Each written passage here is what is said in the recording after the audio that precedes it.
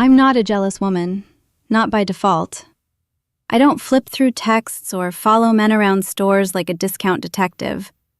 But I do listen to my gut, and lately, it had been whispering like a snake in the grass. It started with lavender.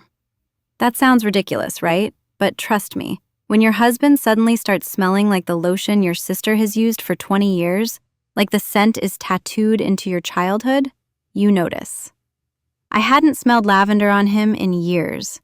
And then, poof, like magic, it's on his shirt collar 3 days in a row. Subtle.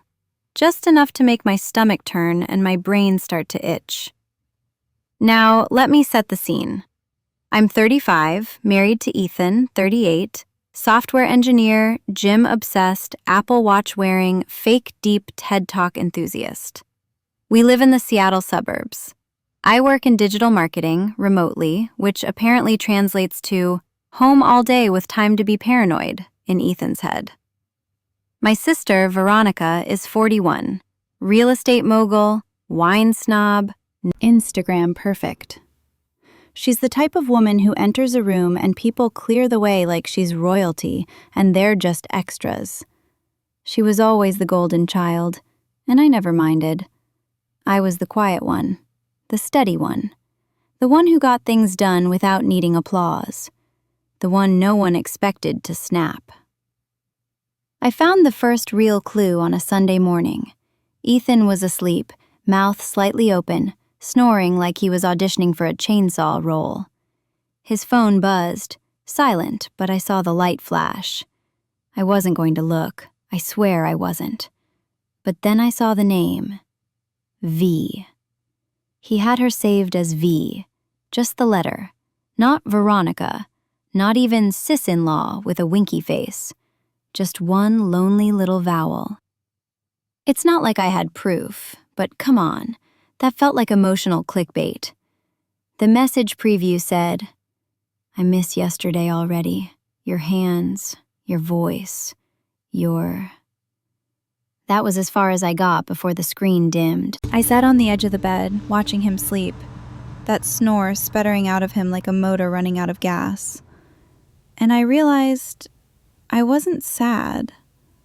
Not yet. I was still. The kind of stillness that comes before the storm.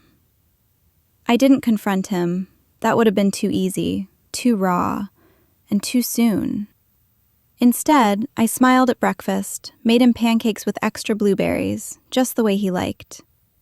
When he asked why I was being so sweet, I said, "Just felt like being good to you."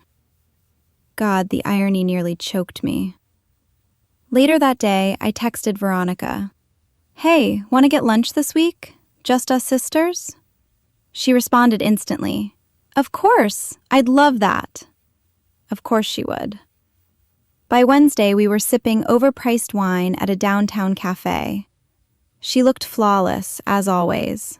Camel coat, soft curls, gold hoops. Her phone never left the table, but she was distracted, kept glancing at the door like someone might walk in and blow up her little world. She didn't know I'd already started pulling threads, checking timestamps, piecing together her open house schedule and Ethan's work trips. I was building a case, brick by brick, behind my smile and my perfectly winged eyeliner. Revenge isn't an impulse, it's a process, and I had just begun. Here's a life lesson no one teaches you. If you ever want to make a narcissist slip up, just stop reacting. Go quiet. They panic. They start filling the silence with confessions and contradictions. That's exactly what I did, and it worked like a charm. It started with a voicemail, or rather, the voicemail. Ethan was at the gym. At least, that's what he texted me. I was home folding laundry, headphones in, half listening to a podcast on sociopathic behavior in corporate America. Don't read into that. When my phone buzzed. New voicemail from Ethan. That was odd. He never left voicemails. If he couldn't text, he'd just wait. But curiosity won. I put my podcast on pause, played the message, and almost dropped my phone. It was muffled at first, like he'd butt-dialed me. Then I heard his voice. low, warm, intimate in a way he hadn't sounded with me in months. "You're so bad, Ronnie. What if she finds out?" Ronnie. She hated that nickname. But coming out of Ethan's mouth, it sounded like a caress. Then her laugh, Veronica's unmistakable, husky laugh, drifted in. "She won't. She never looks close enough." Click. The message ended. I didn't cry. I didn't scream. I didn't even replay it. One listen was enough. My body went numb, but my brain? Oh, honey, my brain lit up like a war room. I texted him 5 minutes later like nothing happened. "Hey babe, can you grab almond milk on your way back? Love you." He responded with a thumbs up emoji. Thumbs up. Men really think they're starring in some low-budget spy thriller, don't they? Meanwhile, I was about to go full Ocean's 11 on this little love triangle, with myself as the mastermind and them as the unsuspecting idiots. Step 1. I recorded the voicemail onto my laptop, saved it in 3 locations. Then I renamed the file something boring, Tax Receipts 2023, so no one would touch it with a 10-foot pole. Step 2. I called in a favor from my best friend Mel, who worked at a luxury hotel downtown. Told her I was planning a surprise reconnect weekend for Ethan and me, and could she get me the reservation list for last Saturday night? That's the night Ethan said he had to work late on a server migration emergency. Mel called me back 10 minutes later. "Harper," she said, her voice flat. "Room 406. Veronica Walters checked in. 2 guests. Same last name listed on both IDs. Mr. and Mrs. Ethan Walters." Mrs. Ethan freaking Walters. I had to laugh. Like, really laugh. Full body, bent over, can't catch my breath, laugh. She was posing as his wife now? Wow. She was either delusional or dangerously committed. Either way, they were both about to learn just how blind little sister Harper really was. I didn't blow up. I didn't send the voicemail to the family group chat, though God, the temptation. No, I started planning something better, more elegant, more painful. See, revenge doesn't have to be loud. Sometimes it's just a silent bomb ticking behind your back while you sip wine and smile like everything's fine. Because when the truth finally hits, it's going to be deafening. There's a special kind of power in letting a liar think they've fooled you. It's like slipping a leash around their neck without them noticing, until you yank. I wasn't ready to yank just yet, not until I had everything. So I did what any strategic woman with a bruised heart and a Wi-Fi connection would do. I started planting lies. Not wild, outrageous ones, just believable little seeds. It started with brunch. Veronica invited me to our favorite cafe, the one we used to go to before she started screwing my husband behind my back. I showed up in a cream sweater and sunglasses, the picture of a clueless, doting little sister. I even brought her tulips. She was in full real estate agent mode. Flawless waves, fresh blowout, nails like tiny weapons. She smiled too wide, like someone who just got away with something. "God, you look so good lately," she said, sipping her latte. "Glowing. What's your secret?" I leaned in like I was telling her something scandalous. "Ethan's been different lately," I whispered. "In a good way. Attentive, present. I think he's planning something." Veronica blinked. "Oh?" I nodded, all dreamy and oblivious. "He's been sneaking around a little, but not in a bad way, like romantic sneaking. Secret calls, staying late at work. I think he might be planning a vow renewal." She froze for half a second, just a flicker, but I caught it. Her lips twitched. Her hand tightened around her cup. "Gotcha." "Wow," she said, her tone too careful. "That would be unexpected." Oh, totally, I said, smiling sweetly. But I trust him. I mean, he's not that creative. So if he's putting this much effort into something, it must be good, right? Right, Veronica? Right? By the time we finished our meal, I'd laid the groundwork. She left looking rattled. Mission accomplished. That night, I accidentally left Ethan's favorite whiskey on the counter with a post-it that read, "For whatever surprise you're working on, I see you. I love you." He looked pale when he walked in and saw it, like someone who just realized the vault he robbed might have had a camera the whole time. He kissed my cheek. "Thanks, babe." That was it, but I saw it. The shift. He was scared.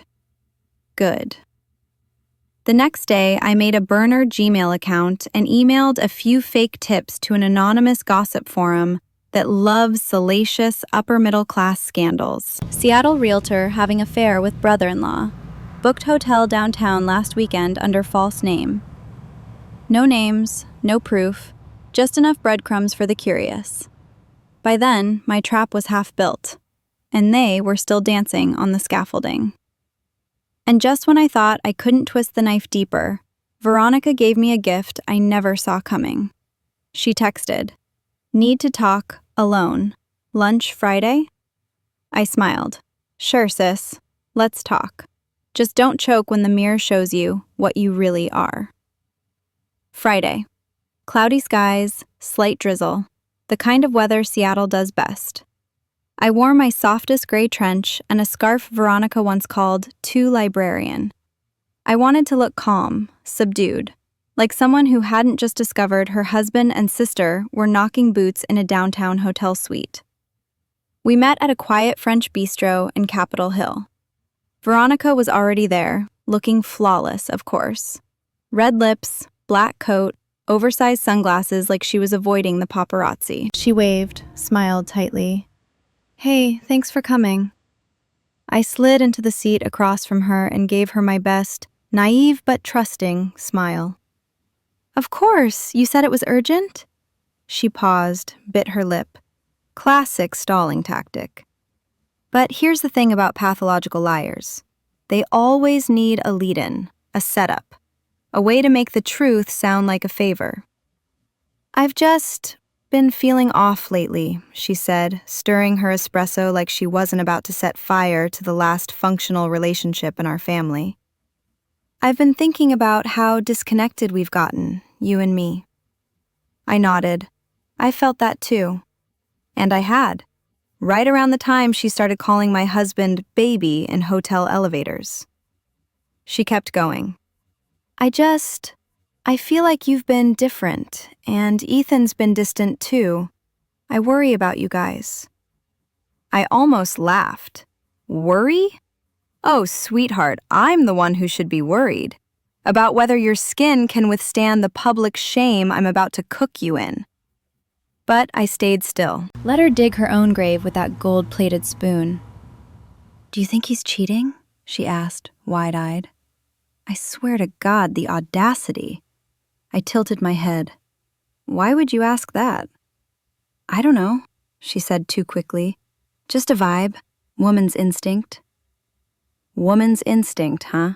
You mean guilt? You mean your dirty conscience getting itchy under that $400 blouse? "I don't think he'd do that," I said softly. "I think Ethan is loyal. And even if he wasn't, I'd know. I see more than people think." That shut her up for a second. I watched her blink, recalibrate. She was trying to figure out how much I knew. That's the best part, when they panic and try to read you. Then she changed the subject. "Mom's been asking about your anniversary plans. You two doing anything special?" I smiled. "He's planning something. Secretive, romantic. I think he might even be taking me to the same hotel you like downtown. Room 406, I think?" Her face, oh my God, her face. It was like I'd shot her through the heart with a silence bullet. Her wine glass hovered mid-air, hand frozen, eyes wide. "How do you—" I leaned in, dropped my voice. Just a guess. And then I reached into my bag and pulled out a small envelope. This came to my office, I lied. I didn't open it, figured it was yours, thought you should have it. Inside, a blank piece of paper. Nothing. But the look on her face as she opened it, expecting God knows what, a photo, a screenshot, a smoking gun, was priceless. She tucked it back into her purse with shaking fingers. "Thanks," she muttered. I finished my drink, stood up, and kissed her cheek. "I'll see you Sunday at Mom's. Bring dessert, okay? Something sweet. Because you won't be." I walked out of that bistro with the kind of clarity I hadn't felt in months. She was sweating, and Ethan? He was next. You know that feeling right before a roller coaster drops? That was me Saturday night. Except I wasn't scared. I was thrilled. I'd spent the last week setting it up. A casual dinner at our place. Just a little get-together for old time's sake. Nothing suspicious. I texted Veronica first. "Hey, I'm cooking Sunday. Just us sisters. Come early? Need your opinion on wine pairings." She responded in seconds. "Wouldn't miss it." Of course she wouldn't. Queen of the performance art. Then Ethan. "Mom's asking when we'll visit again. Let's have dinner here first. Just us. 7 p.m. Sunday?" "Sure," he texted. "I'll grab wine." I had to hold back from texting. Make it a red goes well with shame. Sunday arrived like a loaded gun. I cleaned the house like I was staging it for an open house. Set the table, lit candles, cooked just enough to make it look like I cared. Seared salmon, roasted carrots, homemade creme brulee, torched to golden perfection. But the centerpiece? Oh, darling, that was already set. I had placed the envelope on the table, the real one this time. Inside, a series of printouts, screenshots of their hotel reservation, a zoomed-in photo of his hand on hers in the hotel bar, courtesy of Mel, who had casually snapped ambiance pics during her shift. And finally, the voicemail, transcribed, every word. Your hands, your voice, you get the idea. At 6:50, Veronica arrived, early. Lipstick on, bottle of wine in hand, nerves hidden under a Chanel cardigan. "Smells amazing," she said, slipping off her heels. "Where's Ethan?" I smiled. "On his way." She perched at the counter like she always did when she wanted to feel helpful, but not actually help. I poured her wine. We made small talk. At exactly 7:03, the door opened. Ethan stepped in, holding a second bottle of wine, and froze. Veronica turned. Her smile cracked in slow motion. "Oh," she said, her voice a whisper. "Oh," he echoed, color draining from both their faces. "Surprise," I said, so sweet it could have given someone diabetes. "I thought it was time we all had dinner together." They stood there, glancing at each other like scared little raccoons caught in a kitchen with the lights on. Ethan laughed nervously. "Harper, what is this?" I gestured to the table. "Dinner. You brought the wine, I made the food, and Veronica brought her performance anxiety. Shall we?" They didn't move, so I pulled out a chair and laid the envelope on the table. "This is for dessert," I said, "but feel free to open it early if you're feeling bold." Ethan stared at the envelope like it was ticking. Veronica's hands started to shake. "Or," I added, sipping my wine, "we can pretend, like always. I can smile, you can lie, we can all chew our food and ignore the taste of betrayal." Nobody sat down, so I did, and waited. Ethan didn't sit. He hovered behind the chair like it might bite him. Veronica looked pale, like she was trying to calculate how fast she could fake a seizure and crawl out the window. "Sit down," I said. Calm, cool, dangerous. They obeyed. The envelope sat between us like a loaded weapon. I didn't touch it. Not yet. So, I said, slicing into my salmon. How long? Ethan blinked. How long what? Don't insult me. Veronica opened her mouth, closed it, then finally said, 5 months. Ethan flinched. Jesus, Ronnie. 5 months, I repeated, nodding. Wow, that's longer than your 3-week keto diet. Silence. Hotel rooms, I continued. Text messages, voicemails. I pointed at the envelope. It's all in there. You're both lucky I'm a digital hoarder. I didn't mean for this to happen, Veronica said quickly. It just evolved. Right, I said, tilting my head. Like cancer. Ethan leaned forward, voice low. Harper, I messed up, but it doesn't mean you lied to me. With my sister, I cut in. That's not a mess up, that's a demolition. I pushed the envelope toward them. Veronica touched it like it might explode, flipped it open. Her face changed. Ethan looked too. His eyes darted across the paper, his jaw tightening. You followed us? He said, incredulous. No, sweetie. I watched. There's a difference. Surveillance is your thing. Betrayal's mine now. Veronica looked like she might puke. What are you going to do? I smiled. I already did it. They froze. The family knows. I sent a save the date, but instead of a wedding, it's your cancellation party. Screenshots included. Ethan stood. You're out of your mind. No, I said, rising. I'm done pretending I'm not. Then I looked at Veronica. You took my husband. I'm taking your reputation. Fair trade. Her mouth dropped open, but no sound came out. I picked up the wine glass, toasted the silence. To siblings, may some never speak again. And then I walked out, leaving them there with the salmon, the lies, and the realization that I wasn't the fool. I was the fire. The next morning, my phone was a war zone. Missed calls from Ethan. 2 voicemails from Veronica. The kind where someone's trying to cry but still make themselves the victim. My cousin Jenna? She just sent a popcorn gif. Apparently, my save the date email, the one with their hotel receipts, that transcribed voicemail, and the subject line, guess who won't be hosting Thanksgiving this year, had spread like wildfire. Aunt Margot replied with, what the actual hell? My brother texted, tell me when I can start punching. Even my mother, who has never liked confrontation unless it was against bad manners or bad bangs, called and said, sweetheart, that was brutal. Proud of you. And just like that, the spotlight was on them. I didn't respond to Ethan. I didn't respond to Veronica.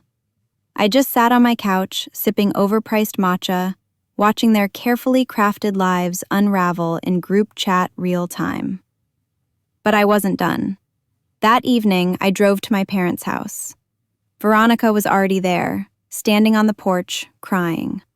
Real tears now. She looked up, startled when she saw me. Harper, don't. I made a mistake. No. You made a choice. Repeatedly. In hotel rooms and texts and lies. You don't get to cry on the same porch you used to braid my hair on and act like that erases anything. She stood there, shivering. I walked past her, straight into the house where my parents were waiting. My dad hugged me longer than usual. Mom just said, dinner's in the oven. We made your favorite. I didn't look back when Veronica walked away. I wasn't ready to forgive. And frankly, she didn't deserve it. Not yet. 3 days after the dinner that burned it all down, Ethan showed up at my door. No warning, no text, just a knock. Like he still had the right to enter my life without permission. I opened the door halfway. He looked rough. Hoodie, no shave, circles under his eyes like guilt had been chewing on him in his sleep. Harper, he said.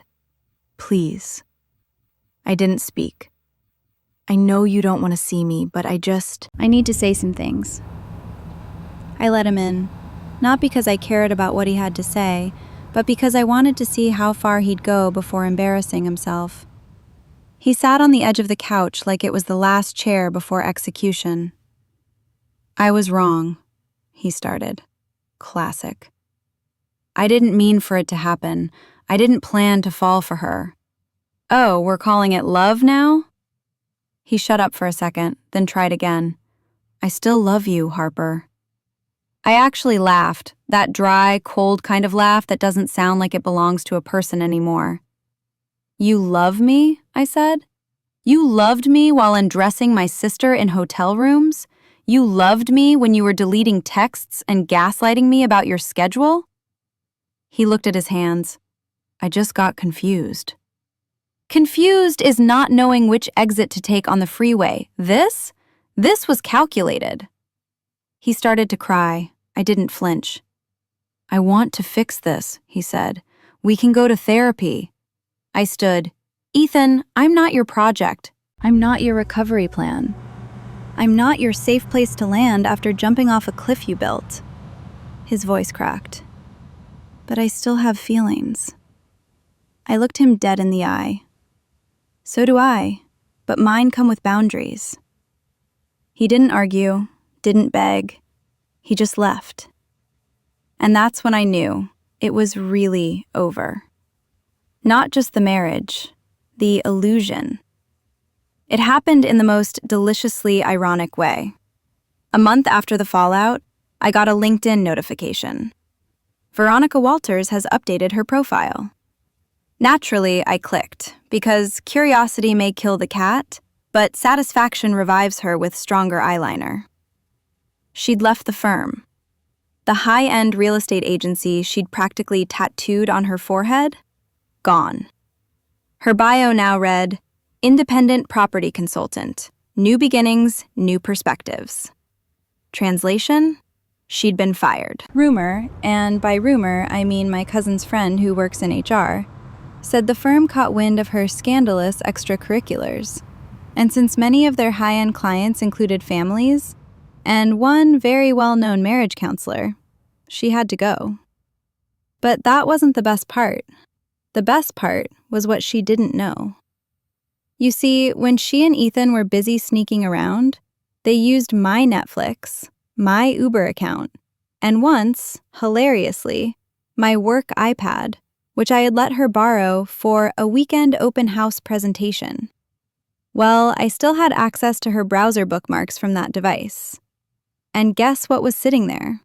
A half-completed luxury listing for a property she had once sworn I'd never afford unless I won the lottery. Guess who owns it now? Me.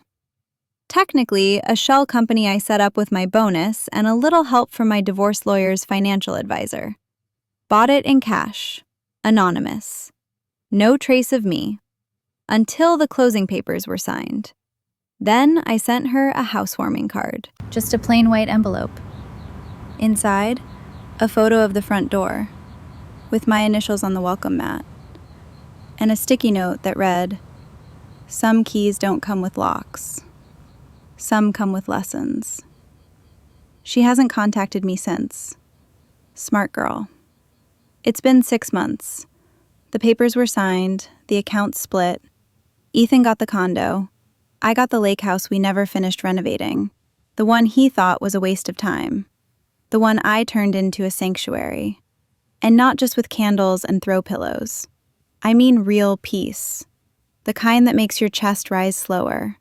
The kind that lets you sleep with the window cracked open, unafraid. People keep asking if I'm okay, if I've moved on, as if that's the only metric that matters. As if being with someone else is the only proof I've healed from being broken. But let me tell you something. I'm not moving on. I'm moving up. I wake up when I want. I drink my coffee on the porch, barefoot. I read entire books without interruptions. I light a fire just because it feels good. I started painting again, something I hadn't done since college, because Ethan always called it a waste of time unless it made money. I made one painting of a woman standing in the rain, holding a match. It sold on Etsy in 2 days. I never told anyone it was a self-portrait. And then there's him, Luca. We met at a community fundraiser I only went to out of guilt. He was quiet, laughed at my sarcasm, didn't ask me about my past, just listened. When I told him I once got revenge on my husband and sister in one dinner party, he blinked, then said, "But the food was amazing." We're not serious. We're not labeling it. We're just existing. And that's more than enough. I don't think about Ethan much anymore, or Veronica. Not in the way that hurts. More like remembering a storm that once came through town. Loud, chaotic, gone now. What stayed was the soil it turned over, what bloomed after. Because in the end, I didn't just survive betrayal. I built a life on top of it. And babe, it's got a view.